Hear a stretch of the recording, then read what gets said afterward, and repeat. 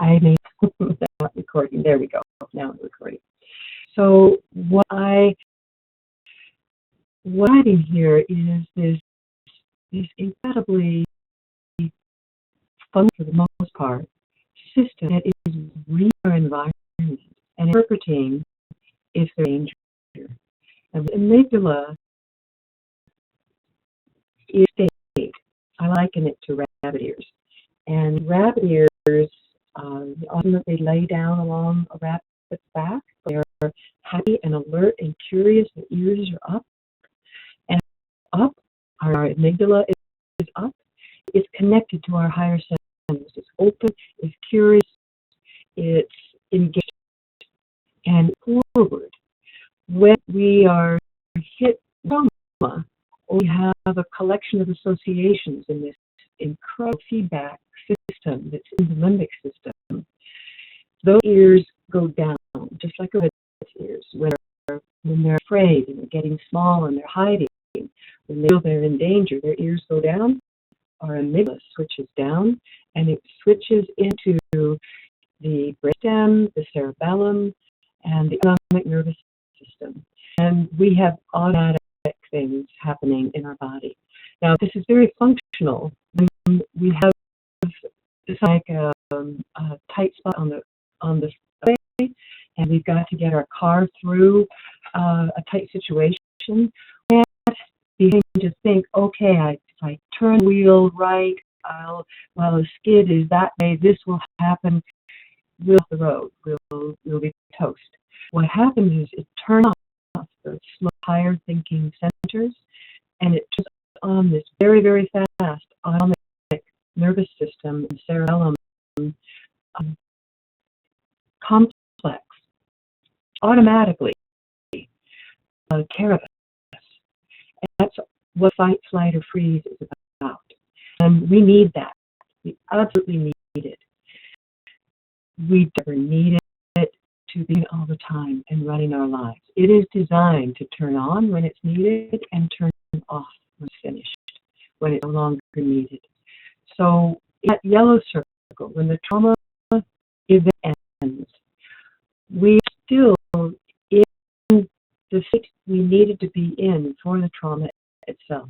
That it cut off our senses enough, of our higher senses, so that our sense of self and our psyche would not be in the moment of trauma, so that we'd be experiencing it in the moment and unable to deal with the situation. When trauma event ends, we have a process we go through to return to a normal, relaxed, and connected state. There's some factors we need for that, and this has become clear over the years that what we need are really basic to human health, connection, and nurturing. And really spending some time on this and really wanting to teach this is that we live in a culture that has forgotten this.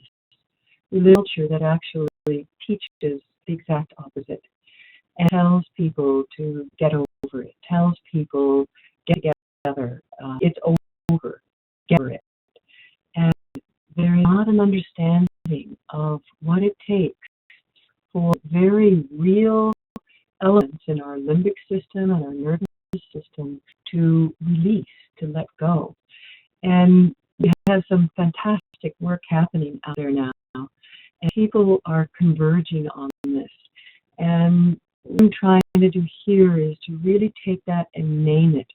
Because when we name what we're heading toward, it happens so much more gently and concisely, and with awareness of the person that is experiencing the trauma or after effects of the trauma. So when the environmental safety returns, we need some few basic things. One is we need to realize that the safety is returned at least to a minimal amount. So we need to connect. We need to connect with support in some way. And it might be first responders, it might be parents, it might be family, it might be professionals, it might be a care or therapist, it might be medical personnel, the people we have the opportunity to reconnect with. We need at that point is the possibility to not only connect, just be in their company, but to really connect and share our experience, to be able to discuss what we went through, to be heard, to be seen, to have someone with their eyes on us, saying, I want to know what your experience is. And this is something that often in a professional, medical, or friends and family, they may not realize how important that is to stop everything and say, I want to hear what you have to say. What you experienced matters. And that is magical. It is magical when we connected with another person. There's something that starts to happen, and it's true, it's automatic. And then as we can describe what's happened, we begin to gain perspective on what we lived through, what we experienced. And you very may have experienced it in this particular way already, where it happened, and you just need to talk it out. And you talk it with this friend, and you talk it with this friend, and this friend with this friend. Each time, the story gets a little less intense, and each time the story makes a little more sense, or you say it from a different perspective. And then eventually it's like, okay, it's that, yeah, it was yeah, this is what happened, and now it's okay. And you know, the emotional charge around it goes down each time you say it. When an event is so intense that we can't just share it with someone who isn't really skilled at listening, or can't help us the emotional intensity and the autonomic nervous system responses, and hold the amygdala quiet during that. If we have someone who can help us do that, as soon as we start to talk about it, we end up in it. So it matters that there is a safety in that connection, and that either it's not such a big trauma that we can talk about it with people, or it is a big enough trauma where that we have someone there who can help us hold the space for that. Once we have that, the next step is automatic. Our begins to perceive safety. And when it perceives safety, again, in all these hundreds of feedback loops that are happening in the limbic system, it's getting input from the body calming down, input from the sensory experience of having connection, of having someone there, someone we can count on, someone who is hearing and understanding us, which gives us a meaning of our own experience. Then the amygdala untrips and comes back up to a more relaxed state. And then it's pointing to our higher brain centers. And we get access again to our brain centers. We have our sense of integrated self. We have a sense of life. We have a sense of skill in moving through the world. And access our prefrontal cortex, which is where we have the experience of being present ourselves. So we first need someone to be present for us, and we can refine a way of being present ourselves with ourselves. In circles, we have that reconnection with our sense of self, and this is prefrontal cortex, in a whole self-awareness, and it is an automatic relaxation in the body. The autonomic nervous system relaxes. One of the things that may happen is as the parasympathetic unfreezes, there can be shaking, and the body can actually shake quite violently, as has been noted in animals as well. I've experienced this, and I have many clients who have experienced it, and we actually now have exercises where we can help our body access that intentionally, freeze state, without having to go into the emotion yet. So there's wonderful understanding with this process indeed. So if you ever experience that kind of shaking, or you have a client who does, please encourage them. Just tell them that is wonderful. Your system is releasing, and that's one of the ways that the musculature and the nervous system releases the intensity and the trauma. So this is what happens when we reconnect with self. We also regain our adaptability, our ability to move in the world, our ability to interpret what's happening in a larger context, and greater relaxation. So understand what this natural process is.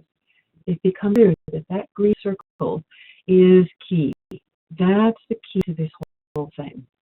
So this next graphic, I will show you what happens when you don't have those elements in that green circle. If there's the same overwhelming event, that red circle with the trauma, all the autonomic nervous system responses, the amygdala has switched on, we don't have access to the higher brain centers, and our body and nervous system and somatic systems have taken over to help survive, through whatever it is. And the trauma ends, relative safety returns. But we have connection. If we don't have a place to share, around people who don't understand what that's about, people who far often say, okay, pat, it's over, now be on your way, let's get back to work, or, get back to school. We're left alone. The feeling of isolation and shock not continues, but it begins to build. And they often, people will judge the fact that we're still having an emotional reaction. We live in at least the Western world today, where emotionality is either dismissed or judged. And that is so difficult to have experience, have it rejected. And what happens is we start to think there's something wrong with us. The limb activated, we can do anything about it because this is an automatic thing. We need to access our higher centers to help the system.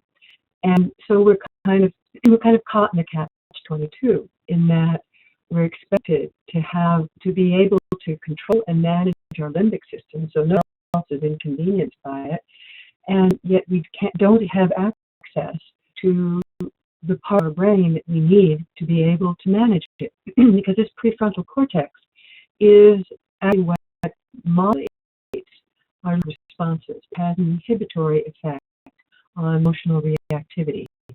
That's why meditators get calmer and calmer. Meditate their ears, and you're growing the cells, you're growing the connections in your prefrontal cortex. They come back down, the connections back down to the limbic system that soothe, that say, it's okay, you have a bigger picture going on. And the limbic system goes, oh, you get it. Okay, I'll listen to you. But when you don't have that the experience of dissociation, which is that cut off from the sense of self, continues. And eventually start to think there's something wrong with us. Why can't I function? Why can't I do what's expected of me? Why am I not responding to the world the way people are expecting me to? And we're a state that's called primed. Our nervous system is already in giving attention to. It's already in alert to the events that we're trying to it, because they have not been allowed to be processed and released. And that primed state, our amygdala and our limbic system, radar is out there, and it is watching. It's looking for anything that might be similar in any way whatsoever with what originally happened.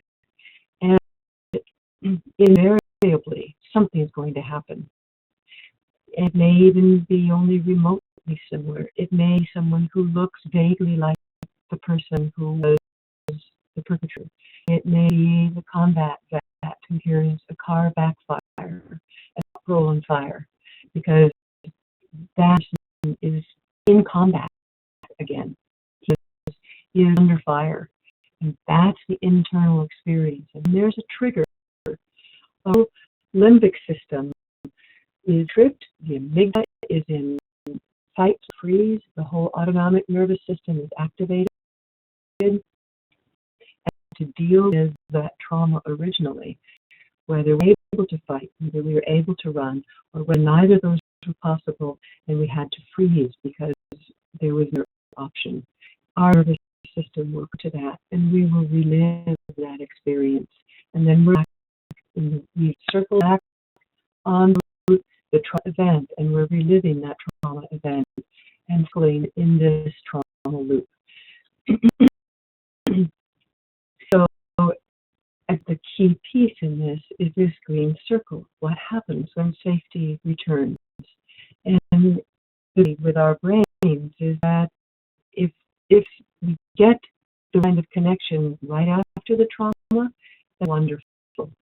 If we've lived for 50 years with that loop and have all kinds of coping strategies, we've managed to cope with life with this running underneath, we can still access that and release it at any time. That's the beauty of our brains and our awareness, our mind, that we can heal the trauma loop by giving ourselves, by finding a way to have those basic elements. It becomes complex. We've had a trauma loop running, but the basic elements are still the same. So pause here and invite questions. Feel free to unmute and ask them, or you can type them into the chat box.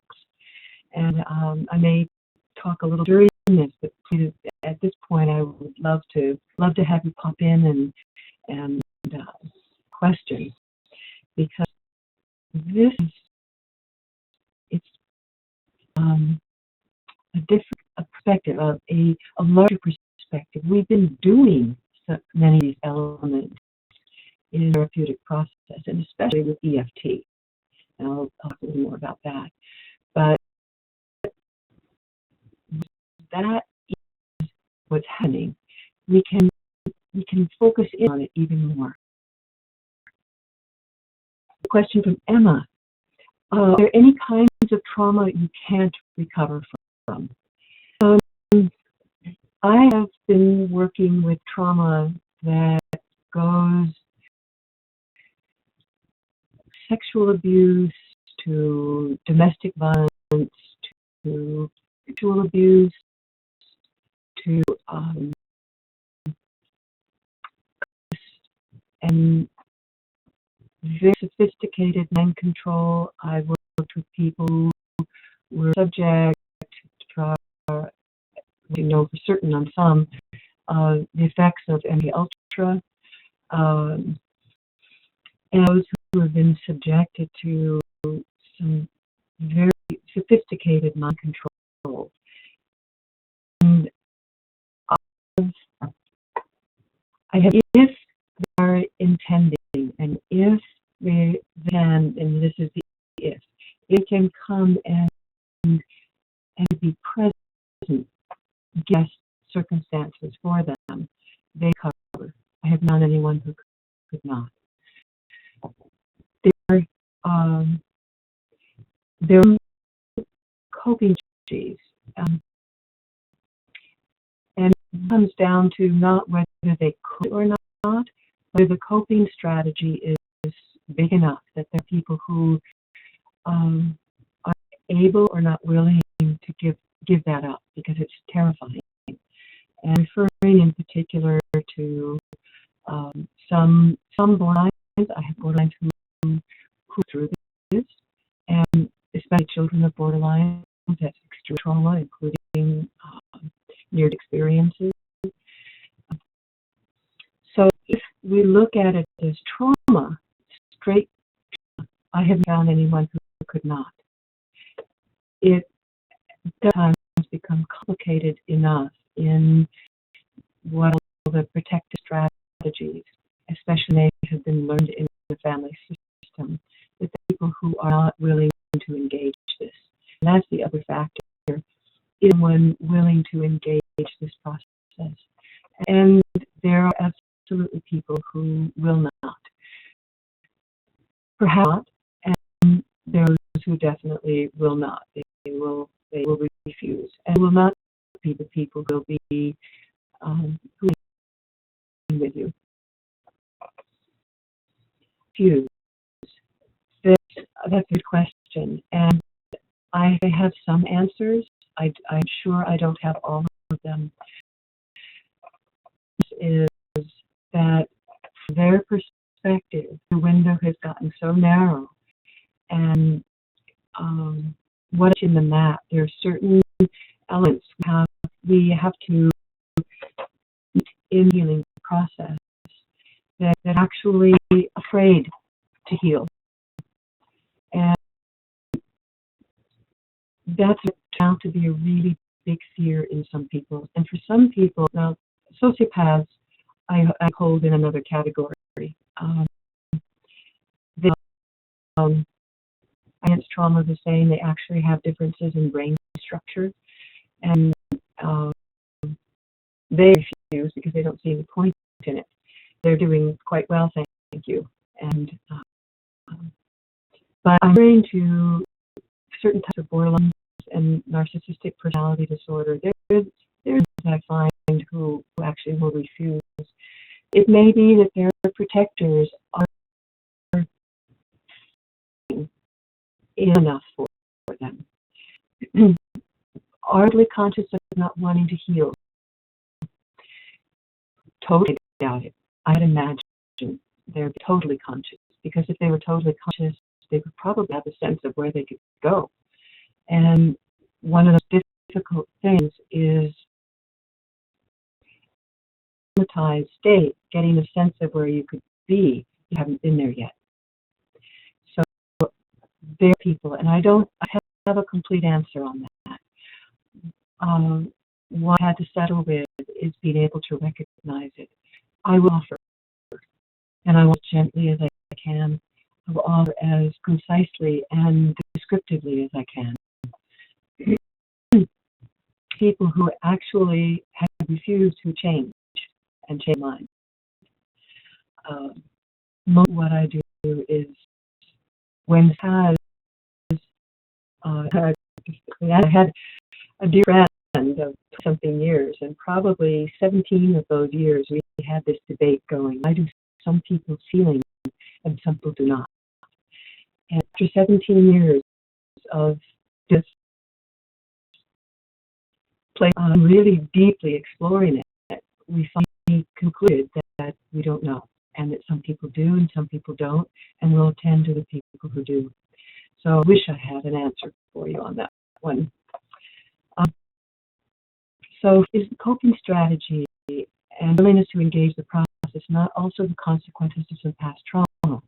Exactly. That's what I'm going to talk about in the next graphic. Keep your questions coming. But there is Map to Freedom, which is the foundation of the work that we do here. That is a map out of the trauma.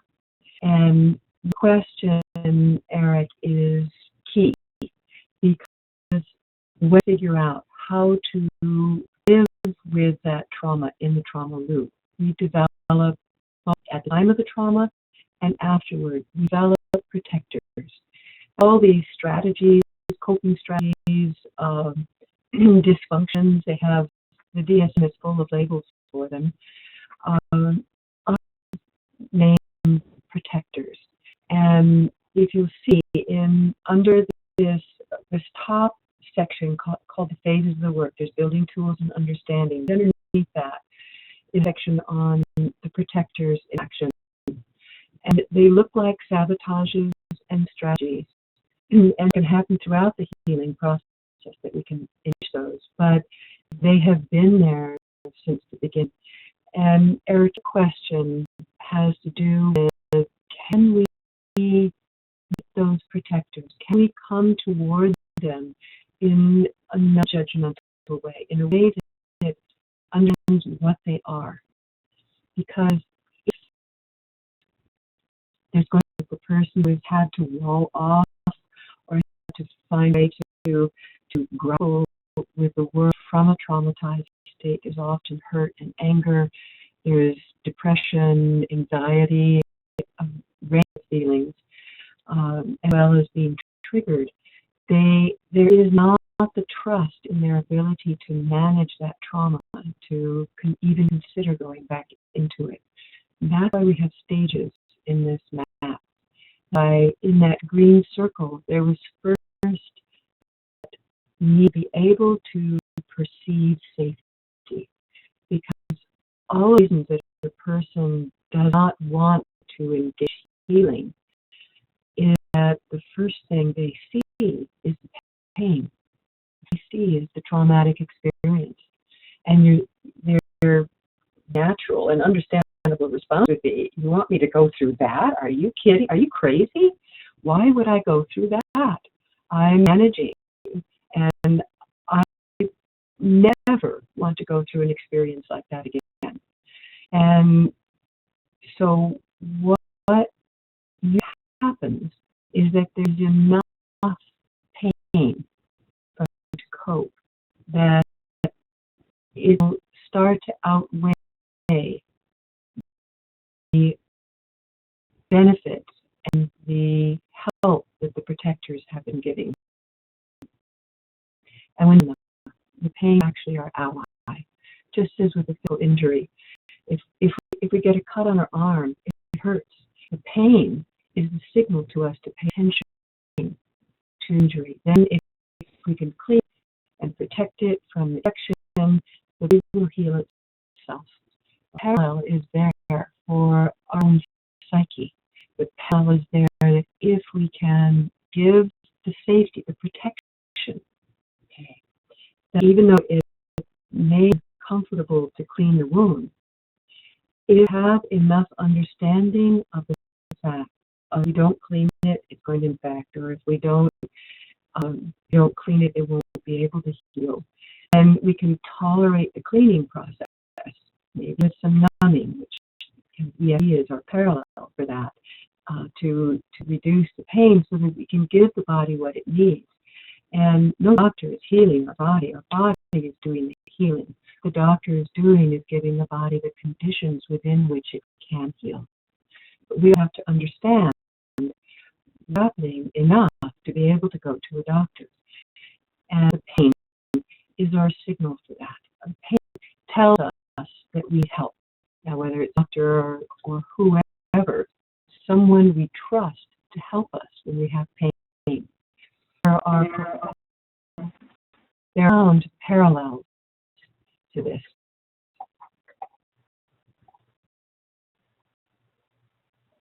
And while Lori's taking a moment, if you would take a moment to mute your headset by clicking the microphone icon to the right of your name. Thank you so much. I have learned how to do that. It's easy. Yeah, she may need help with that because she's unmuted again. Okay. Oh, okay. Let me. I'm if we're wanting to ask. If you're wanting to ask your question on the microphone, then please feel free to unmute. And I'm sorry if we jumped in on you. Your question: how do you deal with those who have experienced multiple and different traumas over various stages in their lifetimes, early childhood, teens, early adulthood, ongoing, that they're not necessarily the original trauma, but the trauma loop again, keeping them in that loop much of the time? That is exactly what I'm talking about too when I said the stacking up of trauma that primes us to be traumatizable.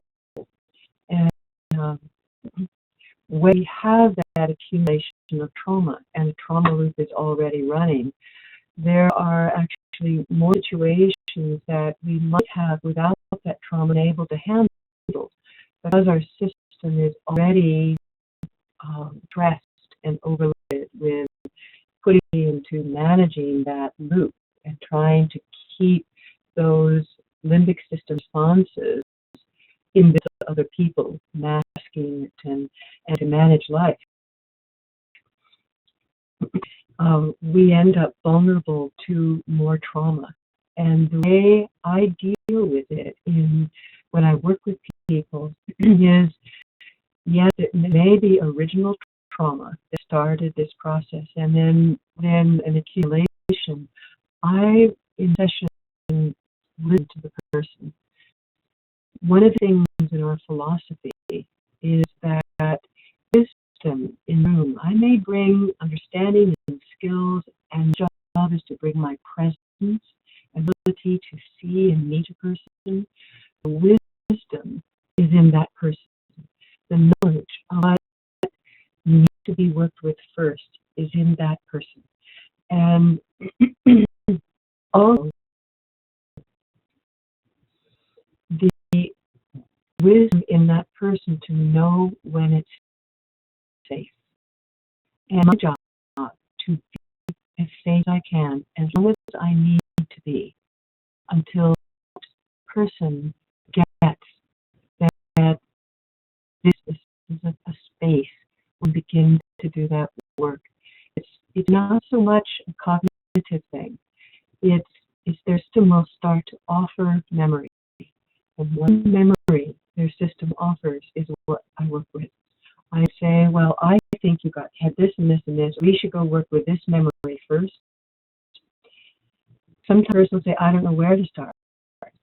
And then we might talk about it and see what feels and start. I will tend to start with a less intense experience to build trust and experience with this process. But more often than not, at least with time, their system is already offering things. They usually know what's bothering them the most, what is the most intense trigger. That's what I want to listen to.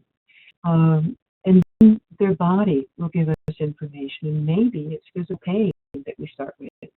Maybe that's the way that memory speaks the world is through pain, because it's too much for it. The body has been too stressed too long that finally there's an access point through a physical symptom. And then we tap with that, and that will also often give us a thread into something. So to me, the key is to listen and to be curious. I listen with kind of an openness for how things begin to connect. When I start with someone, I have to do some writing.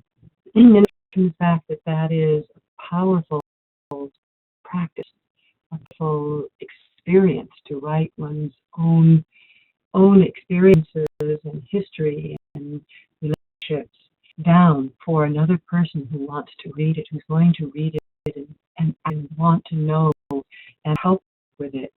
That alone is a healing experience. And then when I read that, I'm looking for how things connect. And when a series of traumas is that there is usually a set of threads through them. There is something that came one of those earlier traumas, the conclusion, probably no awareness. It was just like, happens and this happens, that means they're together. These two things get fused. And it's an experiential conclusion. It's not a cognitive one. In fact, they often don't even realize, for all of us actually, we don't realize how much of our life is run by conclusions that were drawn in an experiential level, at the level of the implicit. And in healing is when we meet these visions that scares writing on the wall, we meet these conclusions and we process them through our limbic system into our awareness, and they become explicit memory. They're no longer running us from below surface. They're no longer leading our lives for us. And so when I meet someone, I'm curious both about it and what I see in their body, how they describe their experience, and what threads might be running through that history. So history is really important. So we also can have some of what to be very gentle with, and how to start tying the way we create safety and tools and understanding, so that a person is empowered to do the third phase of the work, which is working through. And when we work through those memories and those conclusions come out the implicit into our understanding of life, and then if they don't fit anymore, they drop off. If they do fit, they make intentional conscious sense. Then it goes into the integration phase, to where we have access to our life and we're not being affected from behind the scenes, from unmet experience.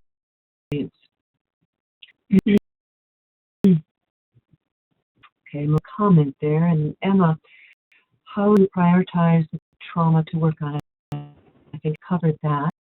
And I know what needs to be worked on, where I feel there can be many traumas. Yes, that's what I was taught. I hope, does that answer your question, Emma, and how I would approach it?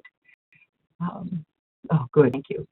And then you also asked, in EFT, is it for the therapist to work out the direction of healing a trauma, or must the patient know? Again, it's this, that actually is, I think that's a key question in the practice at EFT also. There are a lot of simple experiences. When people come with simple things, you can have, why don't we just dive in here? When you have complex trauma and layers, it is so important to listen. It's so important to make it a cohesive thing. When we step in and say, oh, I know where we should go, we are reenacting what many people have experienced as trauma. And what happens is, one already has power, or situation, or landslide, or automobile, or whatever has the power, and the party does not.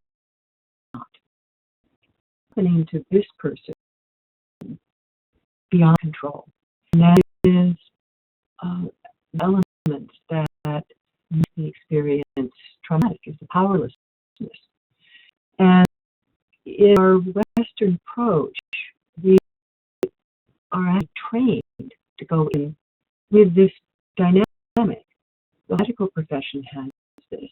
Anyone who has a bunch of words behind their names has probably been taught that they're here and whoever they're talking to is here. But when we're dealing with trauma, this is a setup for trauma. And if we want to enter into a relationship that is promoting connection, so that a person's system can relax and feel safe, it's probably going to happen in this relationship. Our work is bring it as much as we can to this. So even though we're bringing an expertise and bringing our presence, and we're bringing something that this person needs, when we sit in this position and the person who's come to us, you're the expert on your experience, a student of experience. And I want to learn that. I want to experience is through the wisdom of your system.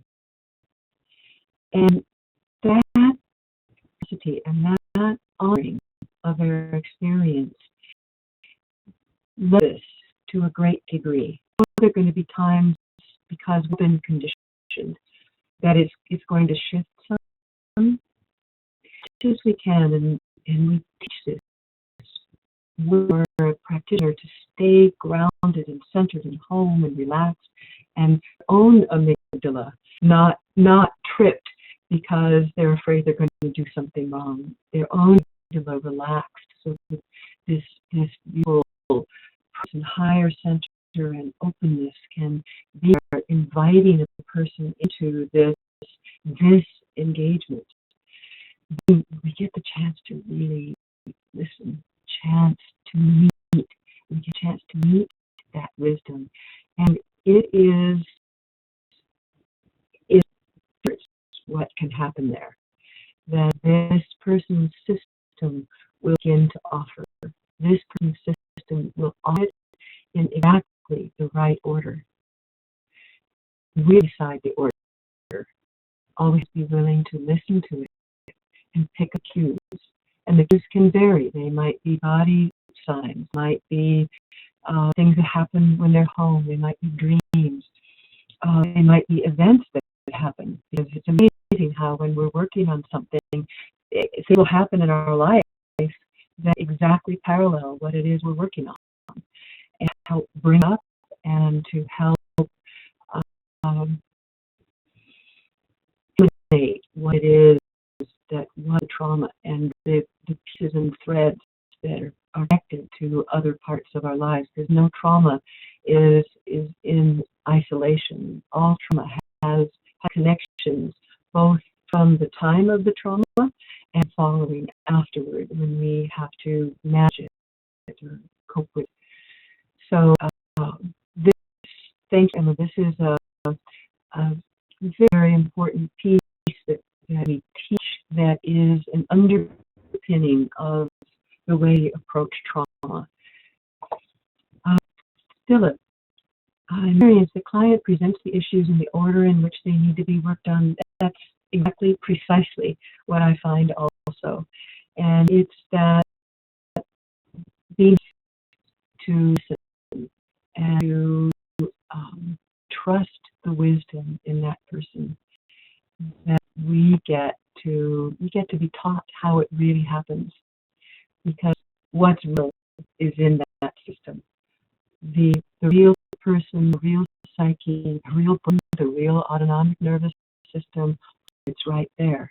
And I find over that in its own unique order of things, with certain generalities that seem to happen, not always, but they seem to happen. And there are certain situations where it will vary, and it's so inspiring to discover, oh, this person had this brilliant way of dealing with this situation or this accessing of material in a different way than we might have been used to elsewhere.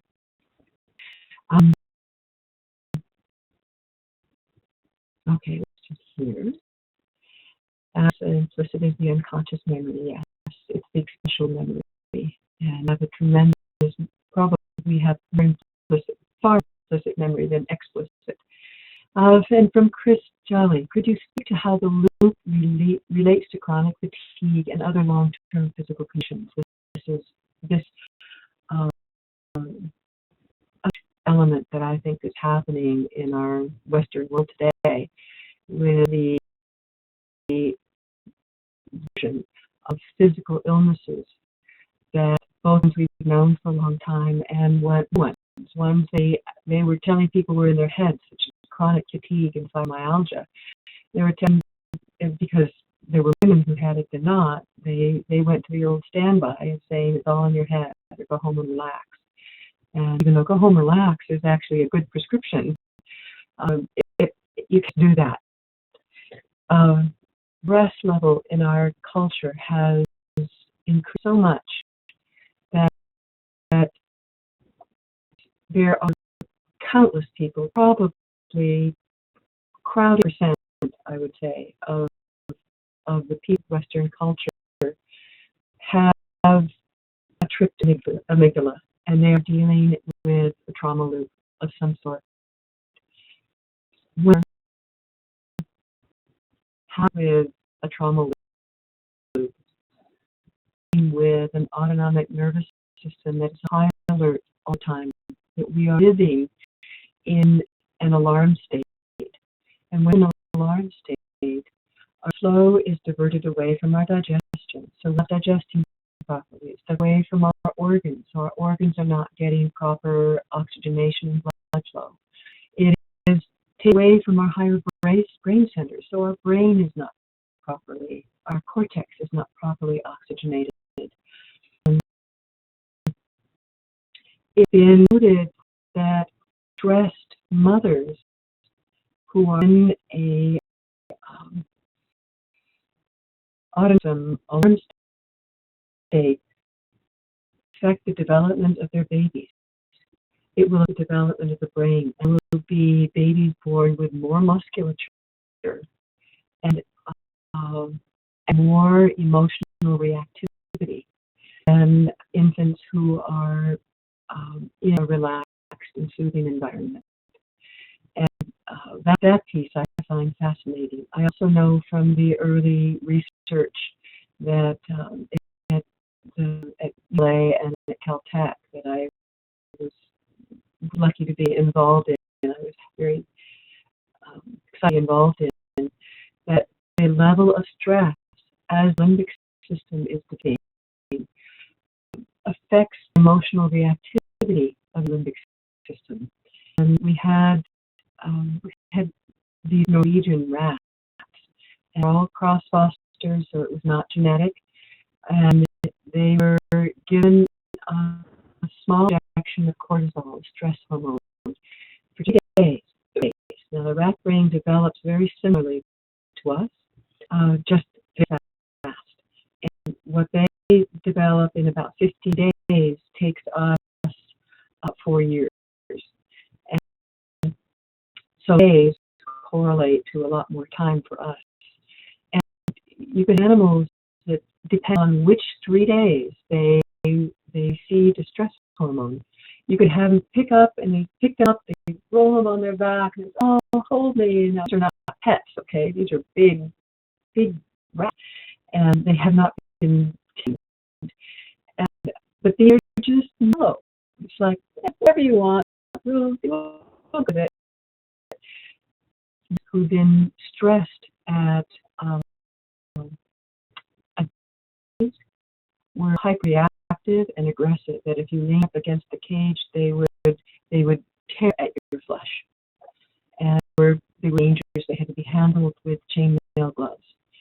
And that was shocking. That was an eye-opener to the effect of the limbic system. And in those days, this was the early 70s, we were just learning about the limbic system. This was some of the earlier work. And this is just to give you an idea. Now, the difference between the rat, aside from we live a whole lot longer, and maybe true for a rat too, if we tried it, I don't know that anyone has, but we do have a plastic brain. Our brain is changeable. Even if we have received that of stress and trauma, we change it. So if we've lived with time of that kind of stress, it's possible to begin to calm it. And when we've lived with it that long, think back to Chris's question, what will happen is we're based in dreams. We are that affect the balance between the pituitary, the thyroid, and the adrenals, and the sex hormones, and including growth hormones, all the vast of hormones and neurotransmitters that we live in that are this beautifully balanced system going off and exhausted. The adrenals get exhausted, the thyroid usually gets exhausted, we become subject to leaky gut, we get an immune response response from the leaky gut, get an increase in diseases, and the autoimmune then can affect the thyroid, attack the thyroid, the joints. It can affect all different the body, and have these seemingly unrelated illnesses showing up. And true Western way of thinking, we're taking each one as something we have to figure out. And what is happening is more and more we're getting that at the root of this is the body being able to self-regulate because we're living in a trauma loop, because we're living in a high stress, amygdala triggered world, and an internal world as well. So that's a key piece.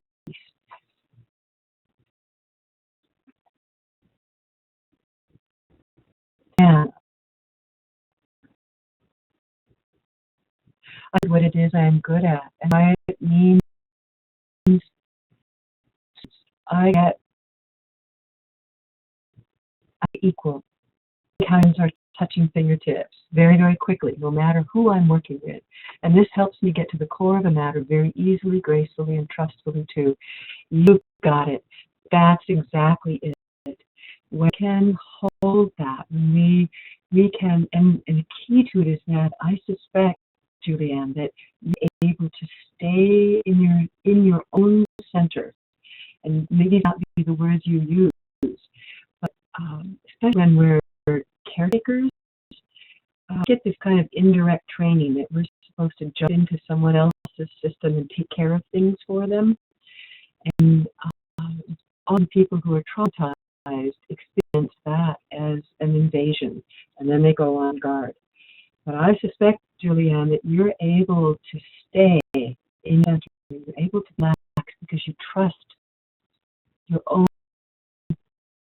true trust that you're doing what you're called to do, and that there's relaxation in that. We're relaxed in our own system. We know that we just wait, and the thing is, when we wait, that voice that needs to be heard and seen will come forward. We don't want to go after it, use a can opener, all the things that we have to get taught in school. When we can soften that and be present to it, then magical things happen. Healing has already started when you can do that. So, from friends, any suggestions for reaching people with chronic health conditions such as CFS that may be trauma-related and may not be aware of this link? I am explaining the science helps, although as a culture we need a paradigm shift around it. Absolutely, we do. And thank you, Francis, because on that note, yes, I'm going to jump into the maps for a moment and then relate it back to your question, because we're talking about in this creating safety. We know that relaxation and that staying grounded and staying centered. There's something that just starts happening in the room anyway that Julie, I know, and I bet many of you do, that there's communication that's happening actually at the implicit level. An implicit level is with body language and energetics and resonance. There's a frequency that starts to resonate. We move our center, then one center is more chaotic. When we hold a relaxed and frequency, other frequencies will start to come in and relate with us. And that starts to transfer that experience of groundedness. Sometimes when people are, they're anxious about, the time between session, or that they're going to have to work with something that's a little scary. So you body center, you anchor here, and you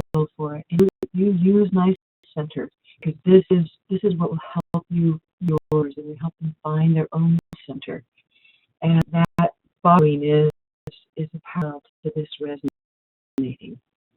When we do that, we start to give them the gift of the experience of safety. And the second piece that, Francis, you're alluding to is in the phase 2 is the building tools and understanding. And that's a process of, okay, get a taste of what it is to be safe here with me.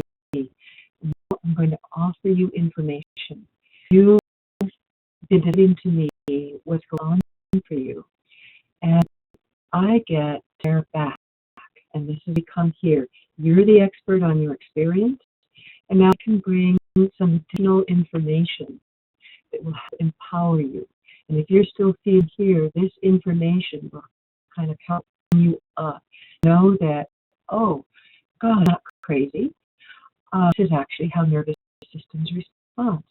It's not something wrong with me. I'm having physical symptoms because this is what happens to the system, the hormonal system, been under stress for this long, that is coping with trauma, with energy of my attention and awareness has been having to be over here holding this trauma at bay for so long that finally my resources are exhausting. And no wonder I'm getting chronic fatigue. I am worn out doing this. And it's amazing how simple usage is to say, of course you're worn out. And of course your system has been trying to establish balance when there's an alarm going off all the time. And it's not possible. So your system is in a push-pull. Because as your system starts to relax, your amygdala says, oh no, if you're relaxed, you're in danger. So it's constantly on the alert. Sleep is affected, and during sleep, our body regenerates. In sleep process in REM sleep. Organs regenerate, our organs function differently. They do different things in sleep. Our brain does different things in sleep.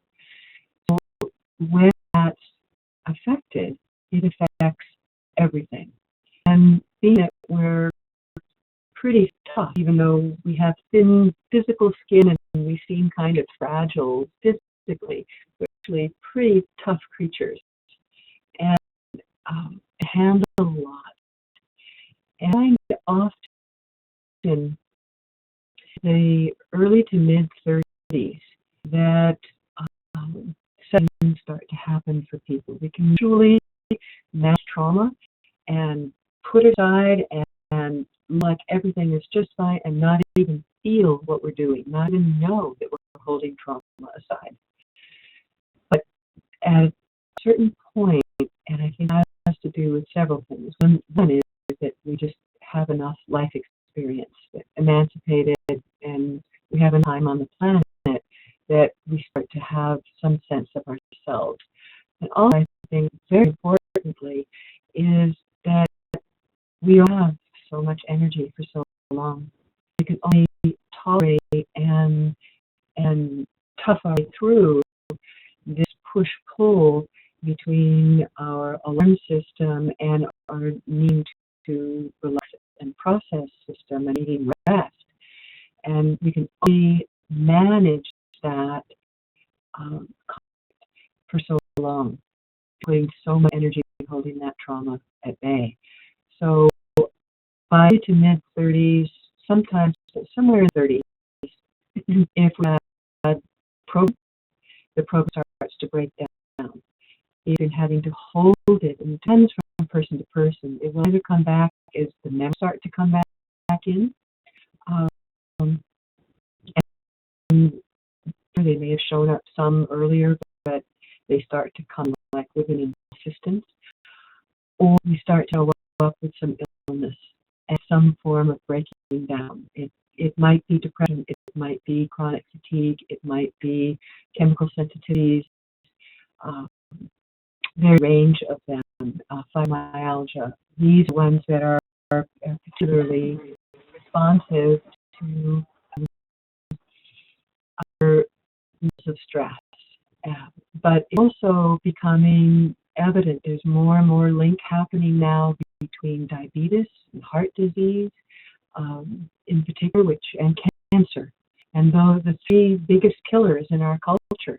And there are links showing up now to childhood trauma, as well as, in fact, I was just reading something last night, a huge study done on, I think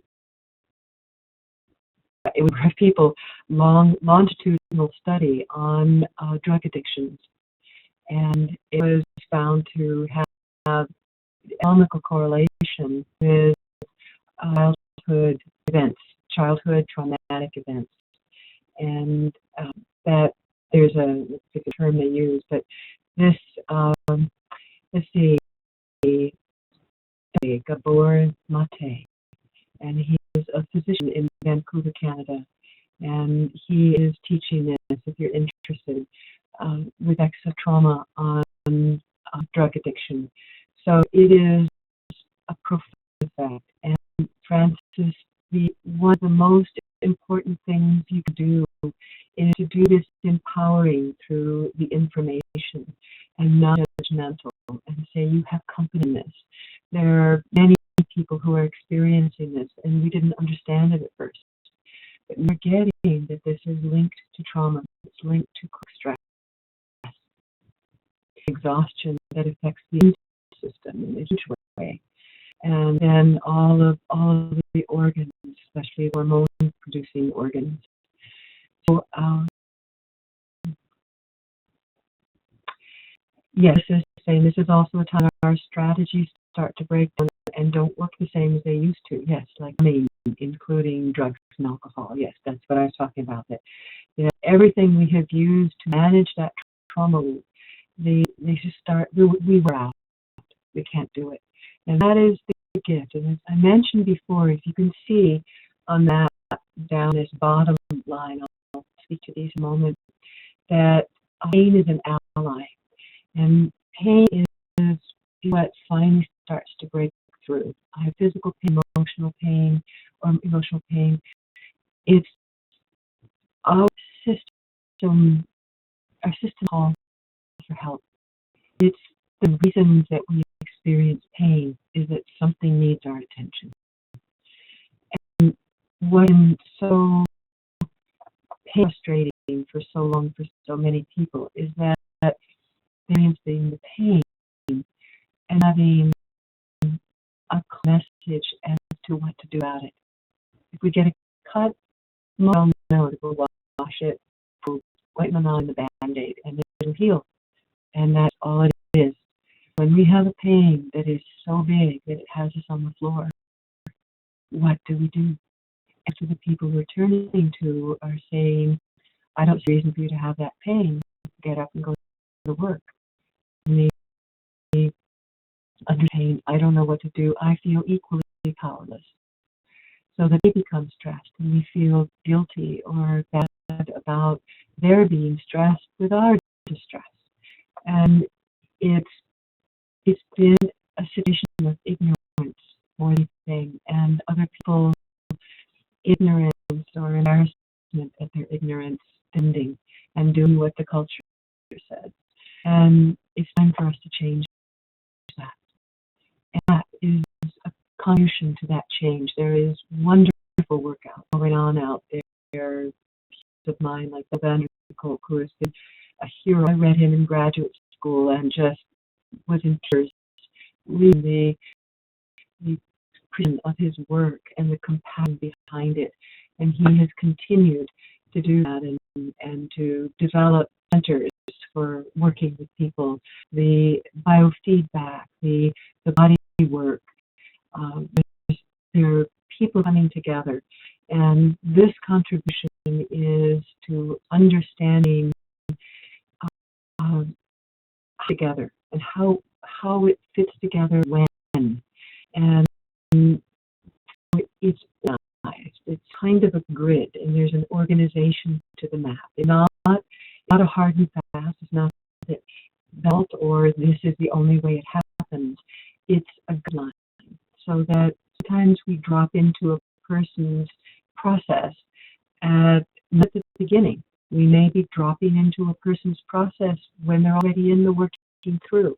We may be joining them in their pathway when it's all integrated pieces of their experience, but there's a whole new layer showing up. The map helps us get a sense of what is happening, giving them a sense of how to look at their own experience. They may see that they already, everything that they have been doing is contributing to their coming to this point, and get some orientation. One of the frightening things about grappling with one's own trauma is not having an anchor point, not having a reference point for what is happening. And so often, actually, coming back to some of the earlier questions, what would get to say no to doing the healing work? One of the big things that gets people to say no to engaging the healing is the fact that every time they go near it, the first thing they meet is the pain. And the thing they meet is this feeling like they're going to have to go back and relive the whole thing again, just as powerlessly, just as traumatically as they did. And I think in their right mind would say no to that. That's a valid answer. And that they may not realize that there are gentling tools, that there are perspective tools, that when we meet the experience with witnessing awareness, with that presence in ourselves, it is an entirely different experience. Even if intensity comes up, that we have resources and we have support to stay present, allow our limbic system to process it. Because the key, when we can stay present, this is the key at all. This is at least what Laurie said. The key is that we can stay present, and actually others are coming to the same conclusion. And our listening awareness, which is the prefrontal cortex, we stay anchored there with space. And the amygdala may be wanting to trip, but we can help keep it up and keep it relaxed enough so our natural information processing system that goes through the hippocampus can function. And just like that healing that happens under that Band-Aid, this is healing that naturally happens in the limbic system. It happens when we can stay present. There's a whole lot of work out there with Daniel Siegel and others talk about mindfulness. Is staying present in witnessing awareness to our own experience. And then we automatically process it through this structure called the hippocampus and comes out of experiential. It digests the emotion, just like we digest our lunch. And what we don't need is released. And what the nourishment is, which is the understanding and integration, is allowed into our higher centers and our sense of self. And this is the absolute sublime beauty of our limbic system. A connection between our limbic system and our higher centers in this extraordinary way that we are already built to do this. Given the safety to hold that presence.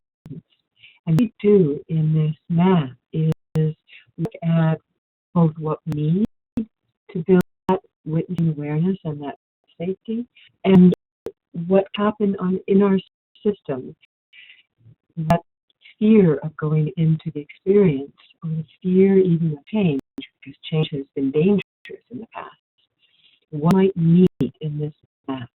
The middle section is what a person's journey is. First, there's we start out being in that trauma loop and begin to experience in phase one some of that safety that is being offered. That bottom line is what practitioners can offer, what we can refer into other types of practitioners, and what they're developing in themselves to support this.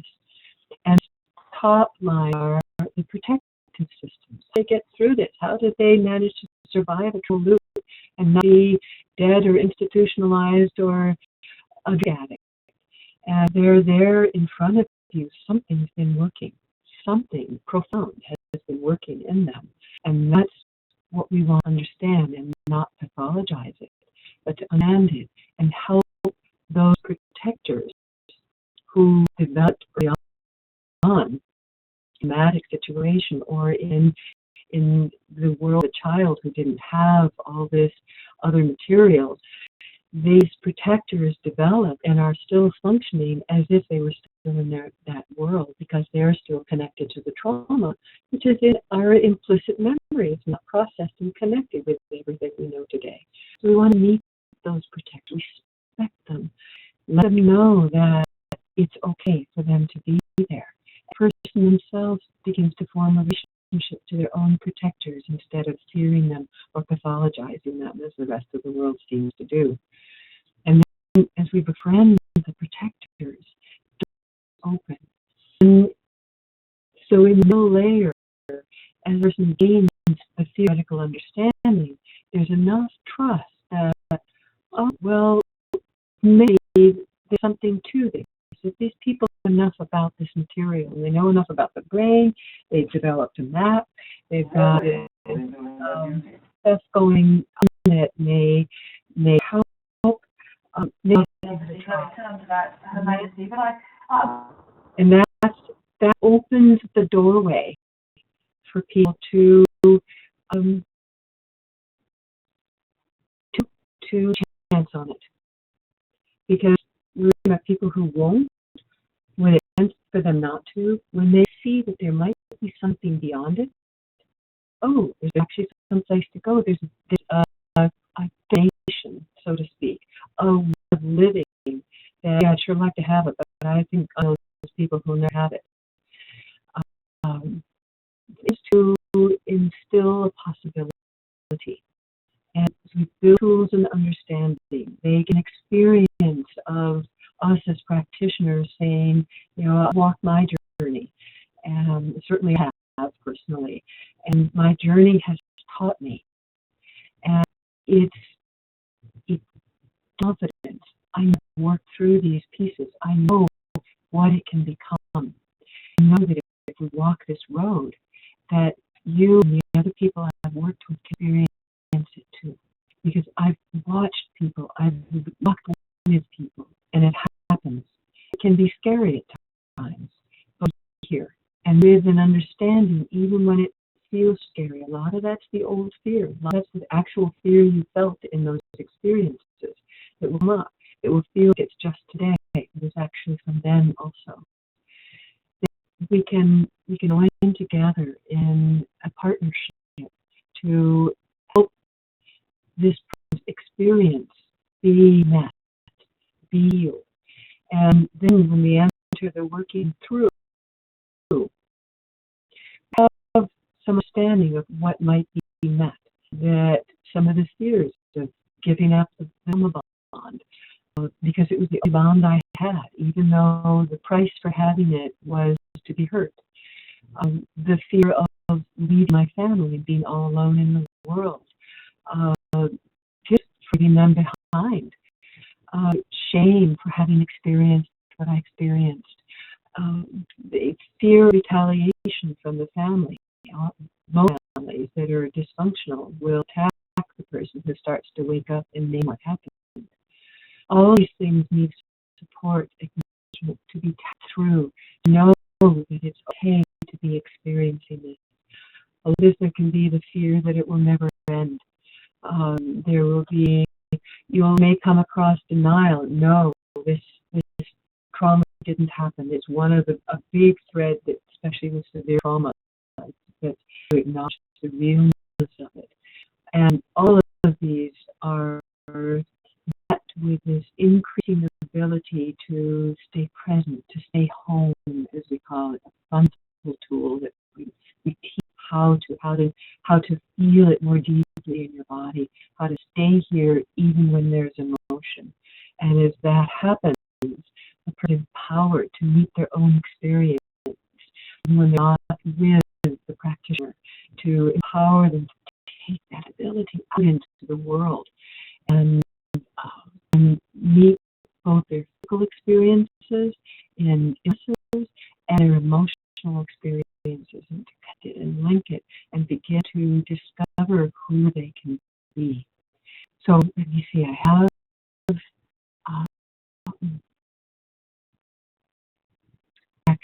behind my own questions. Let me help you.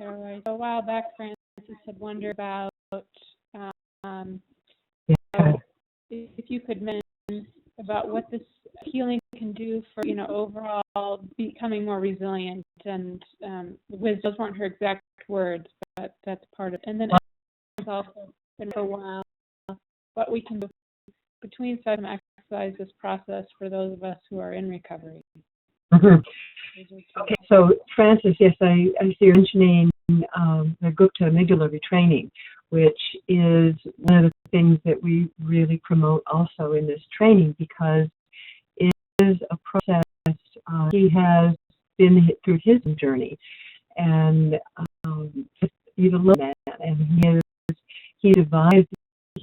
When he went through, he wanted to devise something to help other people, and so he has a series of videos and practices to help people re-enter and ground and develop self-awareness, which we're calling witnessing awareness, so that they can relationship with their own amygdala. They can sense when it's starting to trip, when it's trying to stay present, relaxed, but things are happening, and it's habitual, to where it's anticipating there being danger.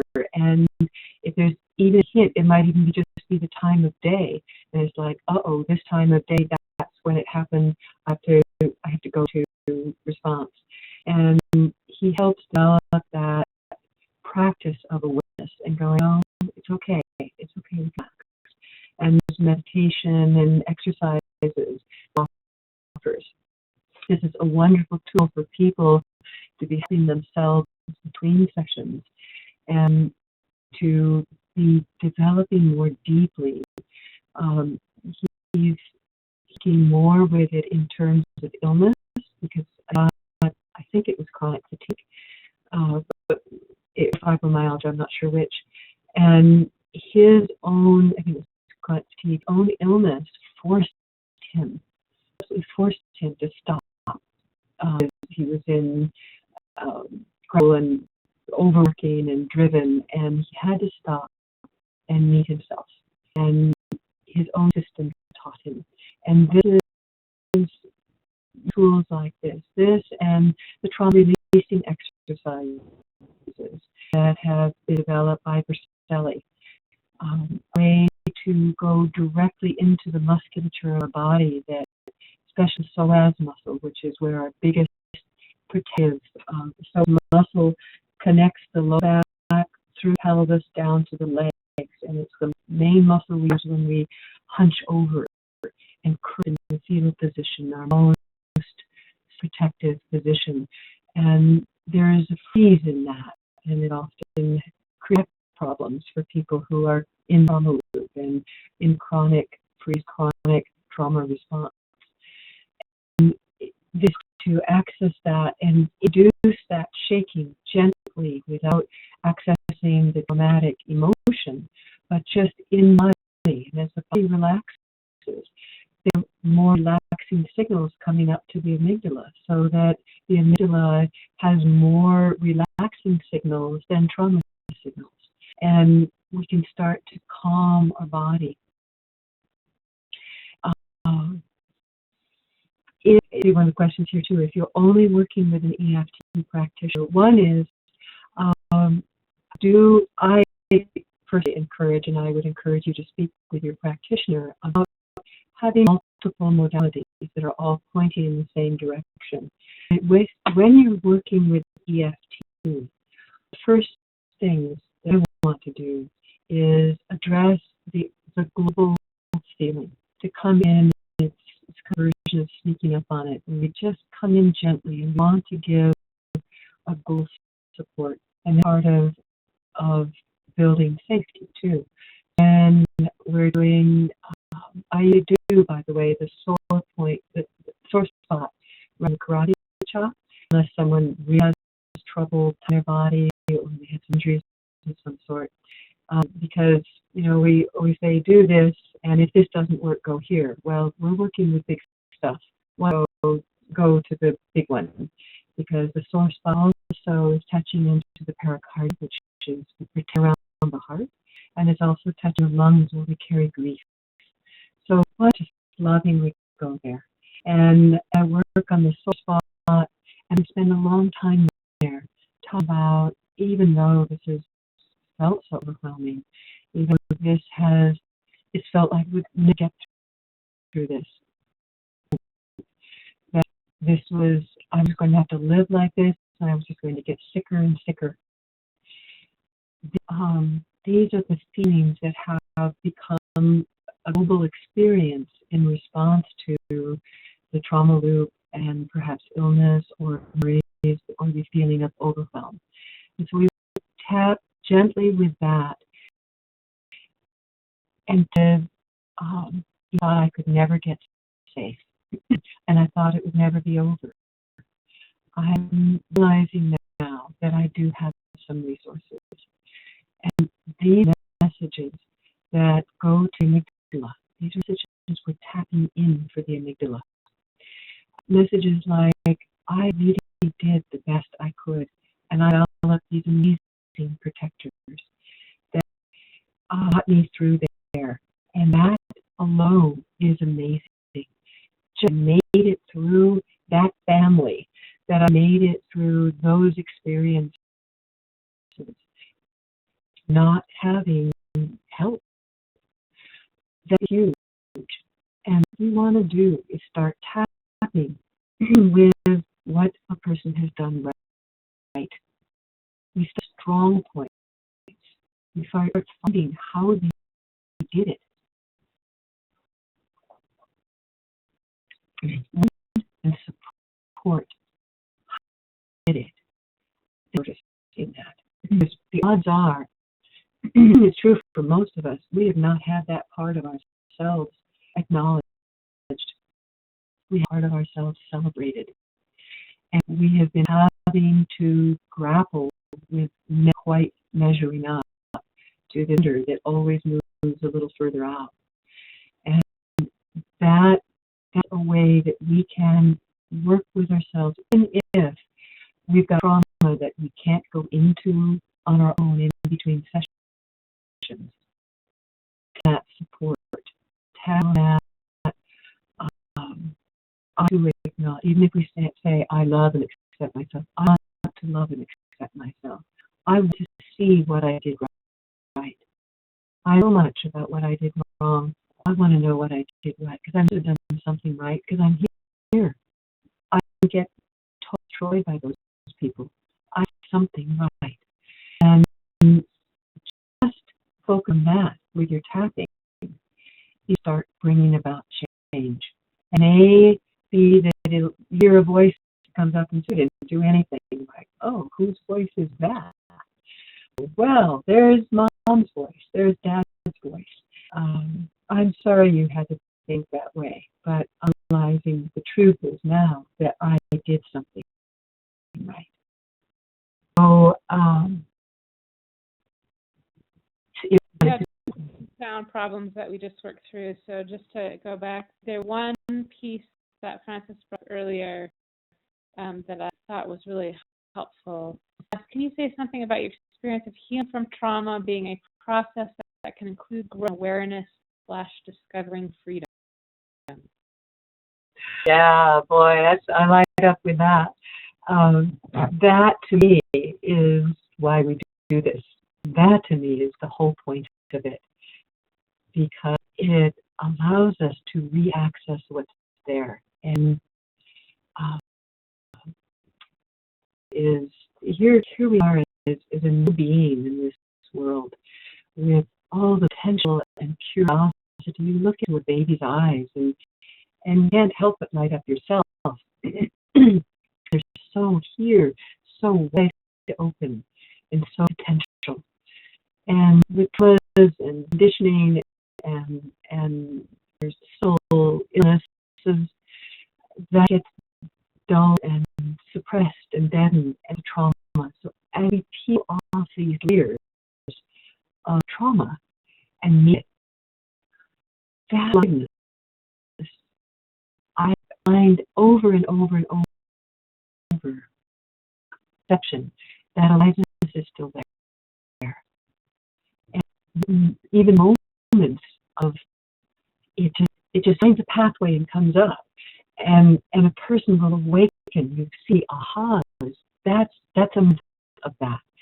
You see when we're tapping that suddenly someone will run with the tapping, and this far own path will occur. And they empowered. They found their own knowing, their own intuitive perspective, their ability to witness their own experience, and they're running with it. These are moments that happen even in the midst of some of the heavy-duty work, where that's returning. It's on its way out. And I have an unerring trust in the movement in a being to heal. If they're in front of you, it's there. It is absolutely there.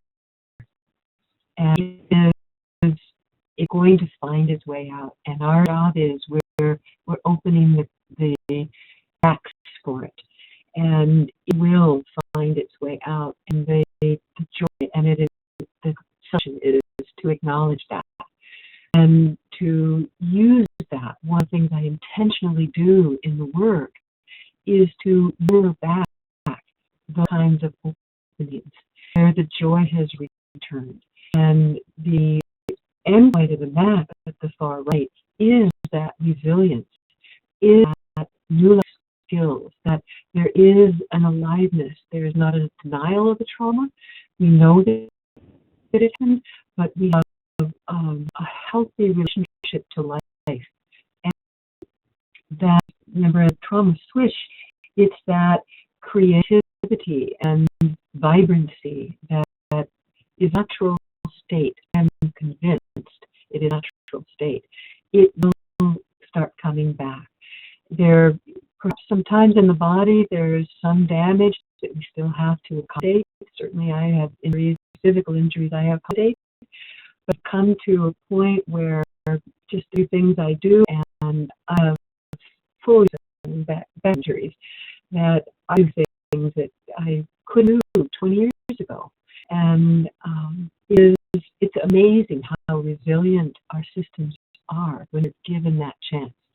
And one of the things that we want to do through the whole process of the map is celebrate each little bit that shows up.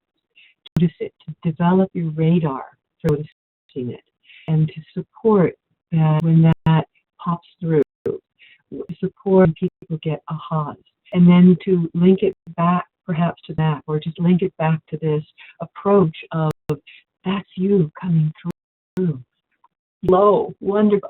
I'm delighted to meet you, and to name that, because when we name that for the people working for, and we're naming it for everyone, we're naming it for ourselves, we're naming it for them. It starts to ripple out. This naming of what's right begins to affect the whole world, and we shoot that out there. And,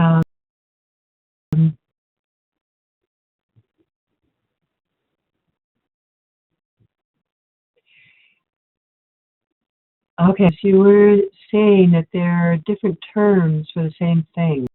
Fatigue predominates, fibromyalgia, pain predominates. The roots are the same. It's a matter of people have variations in their constitution. They may be stronger in their ability to suppress emotion. It comes out more through the body.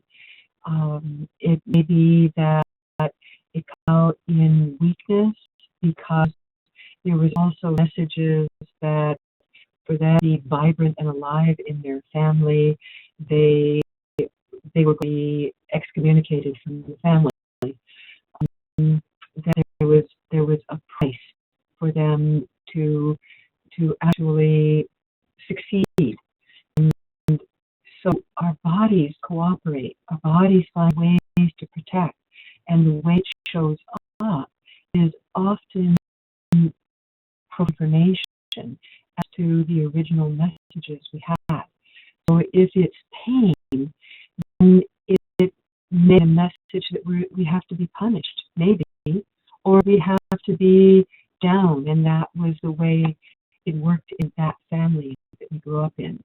It may be that there's also some constitutional opening that's the way it would go through, that the pain is actually an overexcitement, over irritation of the nervous system, and it's perceived as pain and then inflammation.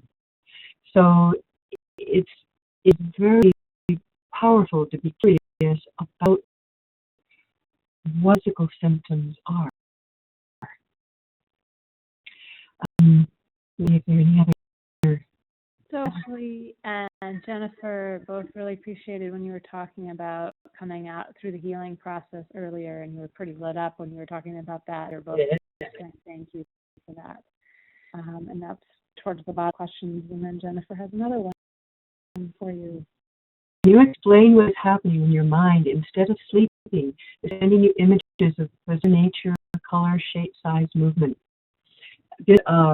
Yeah, this is some very cool stuff. While I was still a tree, not even heard yet, I trained in EMDR with Francine Shapiro, the developer of it, and I had already had some experiences of my own of spontaneous eye movement and having some. I was in a hypnotic regression. I had something come up, my eyes flickered, and suddenly it was no longer an issue. And I did a little mental note. About 3 days later, a journal comes out with EMDR on the cover, and I went, okay, we all, inroads on this. Well, EMDR is apparently accessing what we're doing in REM sleep, and I'm more convinced of this. And in sleep, what we're doing is trying to process experience. Memory studies have shown that the memory of an event is in different places before and after REM sleep. What should be happening is we have trauma, we have nightmares. It is our experiential pieces. Come dream state is that our brain is trying to process an experience that is too much. And we have a little switch in our brainstem that turns off our body senses during sleep. And it can hold so much. If we get body sensory input that is beyond a certain point, we'll wake up. It's a self-preservation element. When our memory that is too big for us to stay with, it has much overwhelm, we'll get all sensory input from it also. It's why people can wake up with a heart pounding from a nightmare, because it's actually, we're kind of reliving it. We're reliving it, trying to get it through the hippocampus into a processed memory. Big, we can't. And it's like it goes so far, and the stimulation, the trauma is too big. It disturbs us, and we have these dreams that we remember that have all of this chaotic material. And I think the fact that it's so chaotic is that the real experience is still chaotic. That there's a merging of all the different senses, because our senses are stored separately also, and we may access senses separately. You can get the sense of touch, which is the very bizarre one to get first, or you get visual, which is what most often happens first, or auditory, or olfactory. So you can come back in different order, or they may come back in several at a time. So when I'm in like that, I think our brain's trying to process it, but it's much, and it gets interrupted, so it ends up back in implicit memory. And people have the same nightmare for years and years because it's that same trying to come through and we don't have the capacity to stay with it. So that's when we have dreams, especially disturbing ones, because that is usually an invitation into the experience. It's the next one in the queue. Try it through. And you can start tapping with, even though I don't understand this dream, even though this dream is scary. I have to meet this dream. I want to know what my system is offering me because I'm going to treat this dream as an invitation for my system to heal. And I have the information it's bringing. And I will honor that. And I want it to come as lovingly and gently as possible. And I work with that so that I can heal this lovingly and gently. And because I thank you. Dreams are, and nightmares and flashbacks are a big piece of what happens with memory that's trying to heal. This I view as an important urge in us. It's a movement to heal. It's a movement toward integration, and it is inherent in us. We want to be a coherent, integral being who adds to our experience and our senses, and we can be present and bring it and engage life alive and vibrant. And parts of us that we have to manage and keep sequestered and hide. So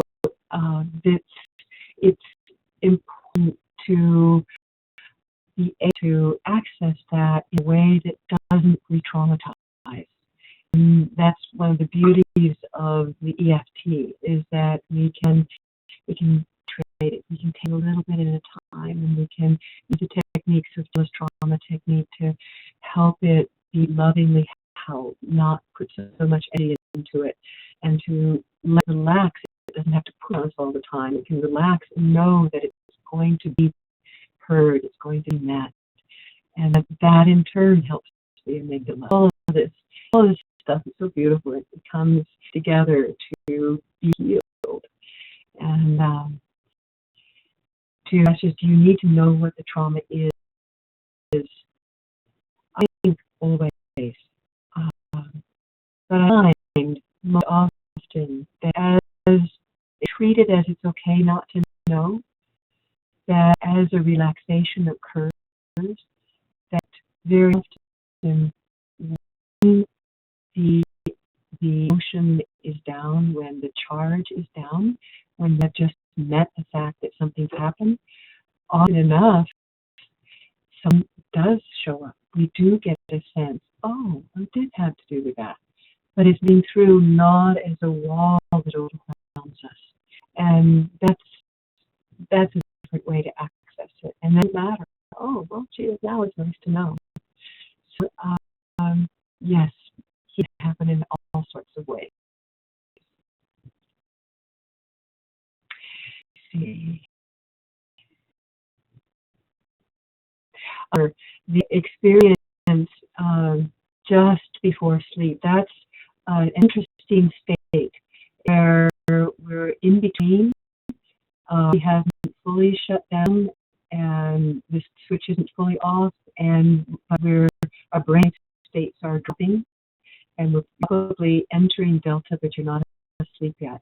And delta is theta, actually. Theta is where we access unconscious material, implicit memory. And in theta, we can still be awake. Also, shamanic journeying happens in theta. And so what's happening is you're still awake, but you're accessing kind of the dream state. And it comes through kind of jumbled, and many people experience that. I'm not sure if it's when you're going to sleep also, but definitely when you're coming out of sleep, it can be called a hypnagogic state. The switch is still off for your body, but you're awake and you're also accessing the state.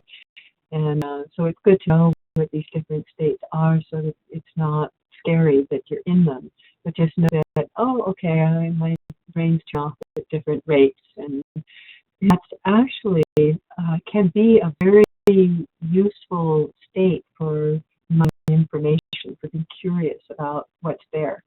So if you could hold awareness, because this is what shamans do too, they can be in that dream state and be awake, very awake and curious, and say, I'm going to have real protectors with me.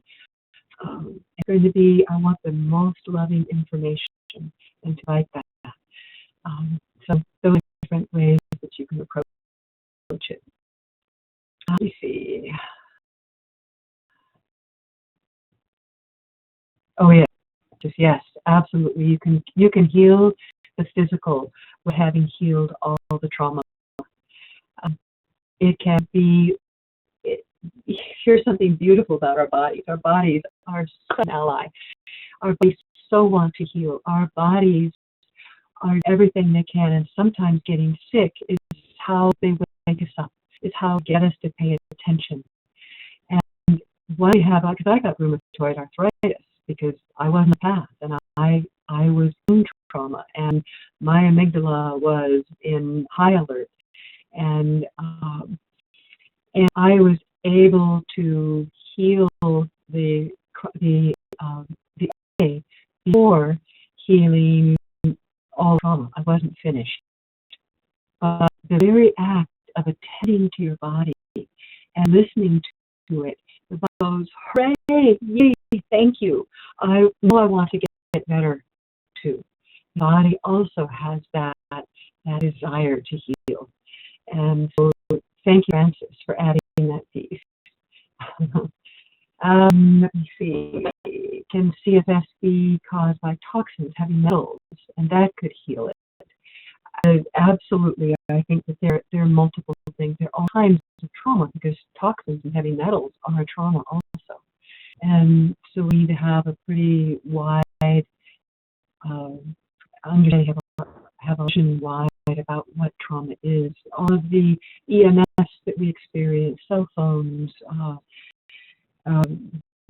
radiation, all of this, Mars, all of this is a form of exposure, and we are very adaptive. We can handle a lot of it and do it much better with support. So when we support bodies, that's part of the mind of this, is what do we do to reconnect with our body, support our body, to give it the kind of help that it needs. These are important parts of this whole process. So we are just about at time. So I think Melissa has a few things to say. Let's see. Say something to Julianne. If it's repeat, just note down. Is anger trauma or something else at the root of CFS fibromyalgia? It's many things. Let's keep our mind open as to what trauma is, because it can be environmental, it can be emotional, it can be an event, it can be an accumulation of 10,000 small t traumas, none of which alone would be enough to make us sick. But many years of carrying and stuffing all these things by a belief that I have to be a certain way, I always have to take care of people, or I always have to be nice, and people are mean to me and I still have to be nice. All of those are things that can build up. And people, they find their anger and their CFS goes away, because their energy can move and the body isn't weighed down with that. So it's all of it, and we can stay open and curious and let our own system teach us what it needs, knowing full well that we need to have healthy anger, we need healthy sadness, we need to have healthy engagement, we need to allow, we are emotional beings, and we need to allow healthy expression of that in a loving and caring setting. And caring setting is something that we can develop within ourselves, so that we have that freedom to be who we are in ourselves by our own choice and our own development. Thank you all. You have been absolutely fabulous group to work with. I've just had a delightful time, and I thank you all. I look forward to meeting with you again. Thank you so much. It was really wonderful to have so many questions available. It really changes the whole tone of the entire event, and brings all of us into it. And of course, it demonstrates that what we bring to it is what we get out of it. How the attitude that we bring regarding our trainings as well, and our practicum program. And we've been talking about what's next. This is actually our final live introductory webinar, at least for quite a long time, that we're planning, because we'll have recordings of this. So the next step is the study webinars, and the next one, of course, is EFT Techniques Trauma. And so, we're asking what is next, and continuing our relationship with both our learning community and our European learning community. Under just getting all of these questions, and still more to come. It might be a question and answer webinar, and just simply that, where people come with questions and then they develop and evolve as they go. So we can have that opportunity back and forth with you after watching some of the videos that we'll have accessible online. So thank you for participating in that. So I wanted to let you know is I had just typed in our web address and an email that reaches me and can be forwarded on to Chris, our registration coordinator, if it's a registration question of any kind. A U.S. phone number. I don't know what the prefix of the code is for that. Sorry. Maybe Frances, you do, and can type that in. And one for your thank yous as well, giving energy back to Lori for donating her time to do this. We just want to continue to build relationships and build and increase the consciousness around trauma recovery and the natural recovery process, and support that. And it's exciting work to do. So what's coming next is on Monday, we have from 6 to 8 p.m. London time, 10 a.m. to 12 p.m. LA time, the EFT Specialty Techniques webinar. We do have quite a few people signed up for that. Maybe to the point of a waiting list, but if that's something you're interested in, please do go ahead and register, and we'll let you know that. And we have a second one on Thursday, 10 a.m. to 7 p.m. to 9 p.m. LA time. So for those in Europe, it's in the middle of the night, but there's lots of room on that one, so it may be worth it if you want to be interacting live again. And then we have our training in LA, and I wanted to especially thank Frances Goodall on the call with us, who did great with interacting with everyone. She is one of our European coordinators, along with Jessica Moore, and she is the reason why many of you are on this webinar today. And we had our first video premiere in UK at the EFT Community Gathering last weekend. It was a beautiful experience. I was there for the question and answer time after, and that inspired a video premiere in LA because of how well it went over in England. So we have one of those coming up this weekend. If you know anybody in the San Fernando area or Los Angeles area who might want to join in on that, it'll be the same video plus one of a story, actually, the recovery story, and how this application made a difference in that as a trauma survivor. Then we'll have question and answer after that with dessert in the home and location of where our training is going to be in LA. So our first introductory training is the MAP EFT for Trauma and Abuse Levels 1 and 2, and that is coming up in March.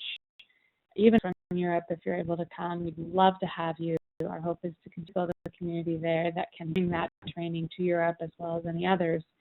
And so we're looking for the leadership and the enthusiasm from those of you there who want to help coordinate and organize that.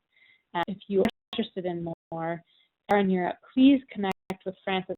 Frances, can you type in your email and contact info if you're still on with us, so that people can reach you. And you can also find your contact info on our contact page on our website as well. So am I missing anything on that?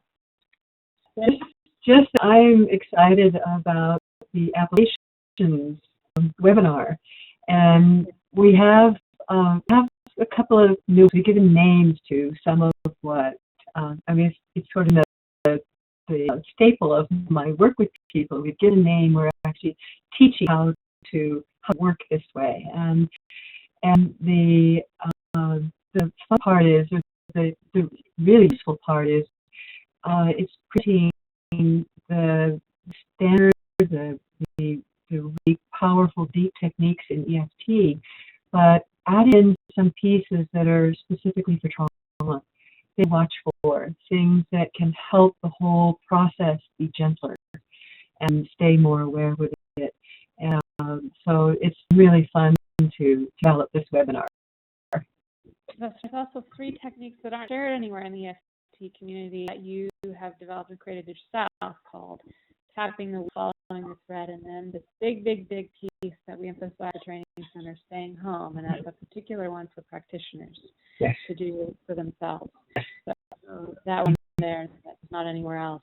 You really attend to, and you get the experience of it. It's something that we can think of. When I found someone who could teach me how to access it within my body after 30 years of Qigong and Tai Chi and able to do it, I found a pathway through my awareness to knowing my grounding in my body through very simple exercise that just blew me away. And I have permission to, and it will be excited to be teaching that and sharing that at the training as a way for people to not need 30 years of work to get this, but to get it. Just people's eyes pop open when we do this, and it completely is your practice and how you interact with it and how you feel at the end of the day and your energy levels, and also what you're doing with people. To move on, we're definitely fine on that. Yeah. My apologies for that. Thank you, Jennifer, for letting us know you have to go. I understand, and thank you for joining us. Thank you, everyone, for joining us. Stay in touch and connect with Frances. If you are interested in training in LA and you have a way to the European continent, connect with her, because she and Jessica are coming over for that training. Jessica is coming from Portugal, Frances from England. And if you want to connect with someone on this continent, our registration coordinator, Chris Jolly, is available. Chris, if you want to type in your email and contact info real quick, that's great. Or you can also reach me as the coordinator if you have specific questions about content or the training itself. You can go to our website also and get all our contacts. Yeah. Chris's email. So that's it. I think everybody will hope to see you next time. Great. Good morning. Good night.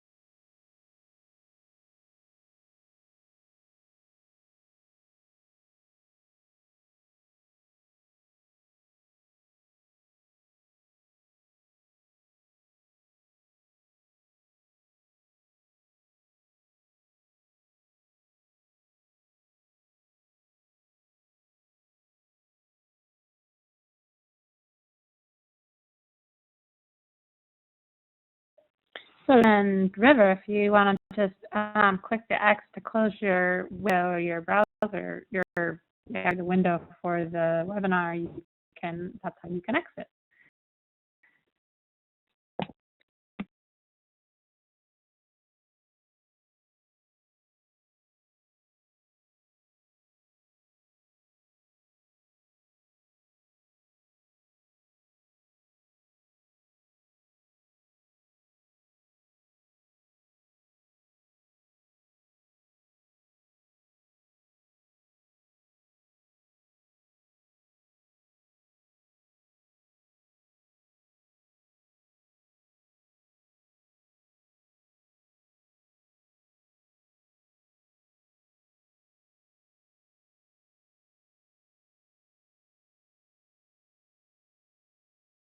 Hi there, River. Do you need help exiting, or are you just not at the computer anymore?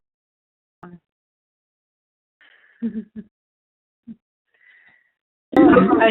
did the expel thing. Probably I just left the computer.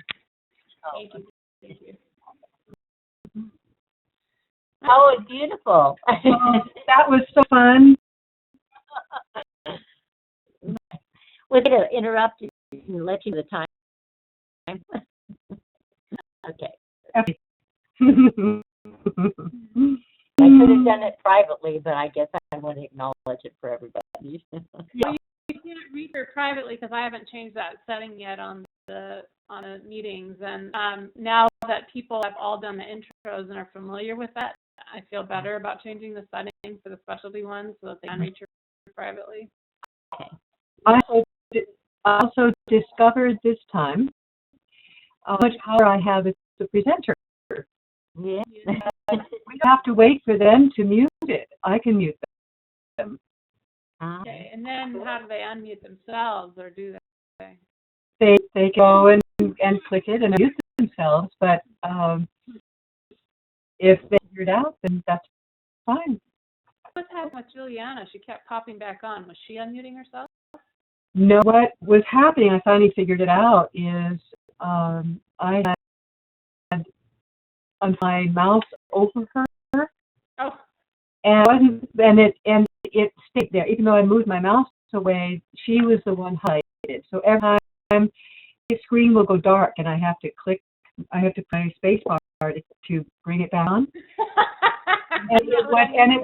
Every time it would unmute her. And I finally realized, I can just go and highlight my own.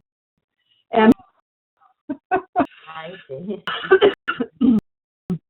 My only traumatic sadness is we missed the first 5 minutes of the webinar, and I don't know if it's because I went off script, because I have it, I'm recording, so I didn't even think that I needed to say anything, and I have a script in front of me this time because I didn't want to go into everything, and so I was going to just do my natural, normal self, and yeah. So I have it in front of me to remind you about recording, and it was just begin. Oh. I don't know how we make up for that or not, or just let pin in 5 minutes into it and hopefully catch on. Well, catch up. Notice I repeated a little bit for the sake of the recording. Oh, I know, for the sake of the recording, and it seemed like you were repeating too much. I didn't feel like you were looping or repeating too much, but I'm really sorry, I might have missed that. What do you think, Chris? I didn't. Yeah. It wove it, and I didn't make it, like here I am repeating. Right. I just wove it in and again. Yeah. And for the sake of, and with the attitude of like, when you hear it again, you remember it better. So. And I noticed if it was too redundant. Yeah. Chris, I do notes back and forth to each other to monitor whatever's happening, with the chatting, or should we know what time it is, or things like that, and that wasn't one that came up. So, what I really am noticing is the tremendous benefit of having survivors who are really in their recovery process now, Mhm. involved in things that we do. It just brings out the true material. Because Yeah. practitioners might be cases that they're afraid to talk about publicly, that's recorded, or they might have, or they may not just understand what's so prevalent and prominently on the line. Oh, hold on. I got a client. Oh, Bye. okay. Bye.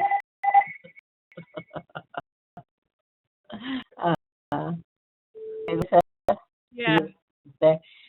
I sent a message to Pat at one point because her audio went on and then it went off, and I was afraid she might have had a question she wanted to share but was hesitant. So I asked her if she had any question or comment that we'd love to hear it. She just accidentally turned it on. So. Oh, good. Okay. Yeah, So that's we great. had some contact with her. Those are the things we need to be watching together, and I didn't see that. I was busy trying to get back to the earlier questions so that. Right, I noticed that too. I had one written in, and then I thought, well, she kind of answered it, but I didn't want to interrupt because there were so many questions. I really stayed kind of quiet. Yeah, and like there's the one from Francis that everybody just loved how Lori answered it, and Yeah, back and repeat. that's good you asked it again. Yeah. Way back there, so sometimes like when people are going back and forth about set issues or whatever, for Lori to have to sort through that to find the question. Find the call. No, she's trying to. Hello? Hi. Hi. I'm sorry we went over. We had a good time on this webinar. Okay, that's fine. Can I call you back? Sure. Okay. Bye.